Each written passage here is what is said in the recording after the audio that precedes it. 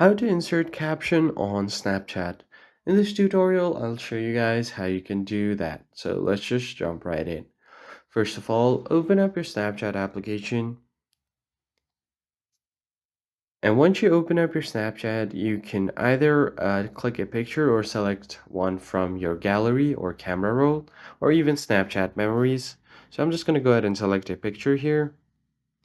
So here is a picture where I want to add caption. So what you can do is tap on the text icon that you see at the top, and you will be able to edit it. So if you tap on the screen, you should be able to add text, or tap on the T icon at the top right.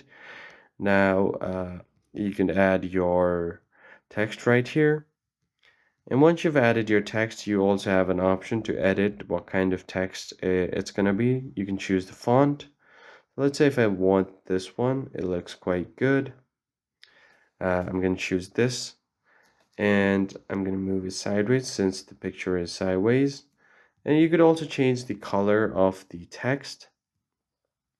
So let's just do something like this. And once you are done, you should be able to put the caption like this. And you also have an option to add stickers. So you could add different stickers from here or GIFs. And let's say let's just add this one right here.